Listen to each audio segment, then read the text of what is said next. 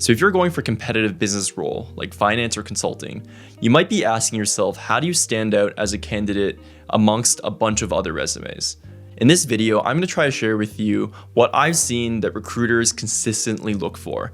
I've spoken with a number of headhunters. I've seen how different headhunters will evaluate people, and I have a general understanding for just what people look for, especially when it comes to investing roles.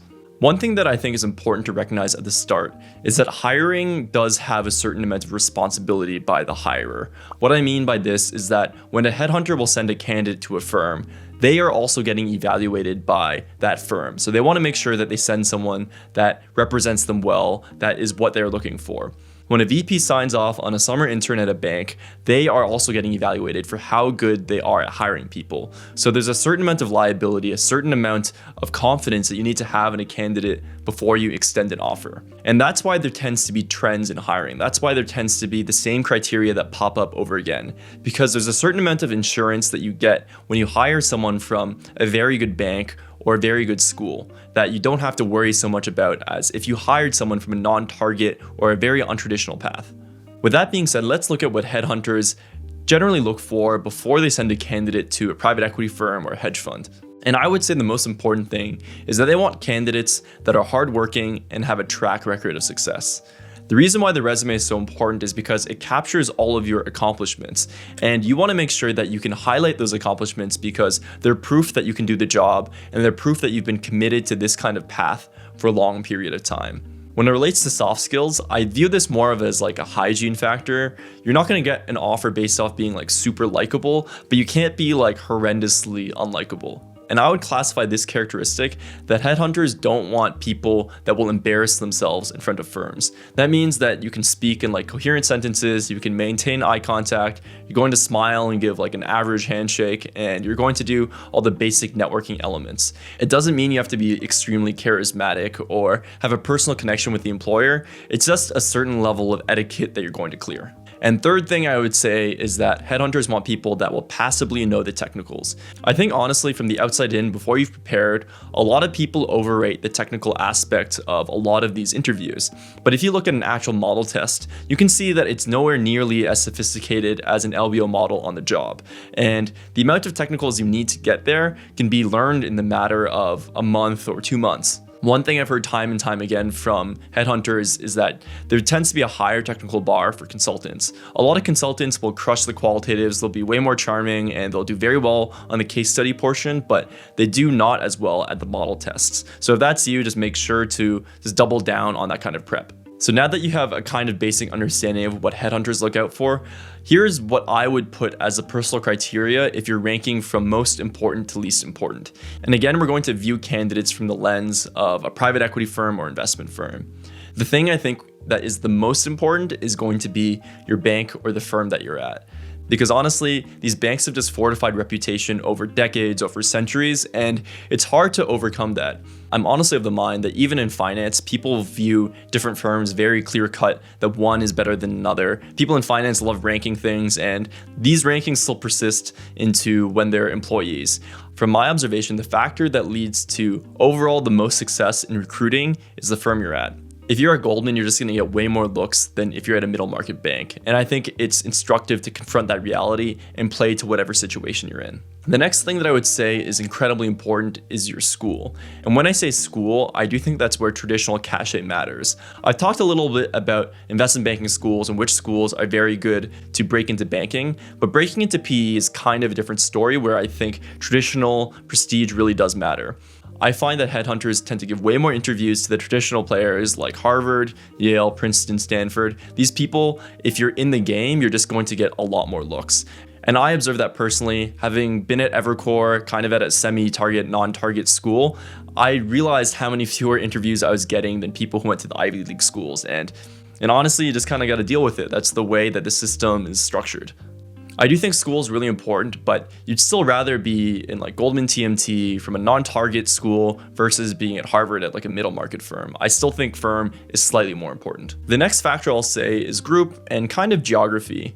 Different groups will have different reputations, especially at the larger firms. If you're at a group that doesn't actually do deals, doesn't touch any LBO modeling, doesn't do any execution, then it can be difficult to get looks. It means you'll probably have a worse track record at placing into private equity, and by virtue of that, headhunters are going to be less likely to give you interviews. I think geography also matters quite a bit because, again, it's kind of tied to the deals you're doing. The larger offices like New York and San Francisco tend to do slightly more deals, and it also just helps with the actual physical recruiting. In years past, recruiting kicks off so quickly that geography is a distinct advantage because you need to be able to fly into the city and you need to be into the interviews the next morning. So honestly, travel time does become a little bit of a factor. In a very similar vein, I think the deals that you have on your resume are also very important. Generally, firms want to hire people with tangible deal experience. A lot of the interview is going to be based off of the deal and talking through what you've done on the job. The next two factors I would say are networking and clubs. And networking, I would actually argue, is getting more important because processes are getting more rushed and headhunters a lot of the time just get caught off guard as well. So putting in the effort to meet people, putting in the effort to understand what the different firms are like matters a lot, and it really shows that you're committed to learning about that role. I would say that clubs are kind of important. It really depends on the specific club you're talking about, but some fraternities, some investment clubs just have such large alumni bases that it can really help if you're in the interview room and the other person recognizes the exact society you're a part of. Again, I think this is more of a tertiary factor. It's not in itself going to get you an offer, but it's another good factor if you think about just overall having a sweetener on your resume. And lastly, I would honestly put grades. A lot of people ask about grades because, you're students and you don't know where your grades are going to land yet. But if you're doing deals, if you're at a good group, if you went to a good school, that matters all way more than your actual grades. And I think one reason this is because grades are really hard to standardize across different schools. A 3.7 at one school is not equal to a 3.7 at another school, and you just introduce a lot of noise. So I think unless your grades are very bad, which would probably lead to you not getting a good job in the first place, then you don't really have to worry about it. So just to reiterate, I think that your bank and your school are by far the most important factors. But the thing is that if you're a candidate going through recruiting right now, those things are locked. You can't change what school you went to. You could potentially change what bank you went to, but not before recruiting kicks off for this year. So that's why you need to focus your efforts elsewhere. Now here's how I would categorize those factors based off of most static to least static. You can't really change your school or your grades or the clubs that you're a part of very easily right now. And it'll also take a lot of work to switch your bank or your group or geography. That'll require some lateraling that's at least a 6-month to a year process. So if you're a candidate right now, what you need to do is focus on the deals that you're getting as well as the networking that you need to be doing. These are the factors that are the least static, meaning that if you put in work now, you can still change these factors. You can still make yourself a more interesting candidate. Your goal is to get on at least one live deal before recruiting kicks off, so you have something tangible to talk about. And of course, the least static factor is networking. And that's why I think it can be such a potent weapon as you are recruiting. If you went to a non-target school or not that great of a firm, the only thing that you can do is really crank up networking. I think your goal should be to talk to at least one person per week, ideally more, that's actually in the industry at firms that you want to be at. The thing is that networking is pretty fluid and is honestly more long dated than it seems. By the time you need something from someone, it's almost too late to just call them or message them. And that's why you need to stagger your networking. You need to network over time and try to reach out to people well before you need to make an ask. I again want to emphasize that although this is my view on kind of the tier list of different factors, it's by no means set in stone. I think there are people who have overcome way worse situations than you're probably in and gotten way better jobs than you could dream of. Remember the criteria that headhunters are really looking for. They want hardworking, smart people to place into these roles. Your job is really to convince someone that you will be that hardworking, smart person if you don't have these factors.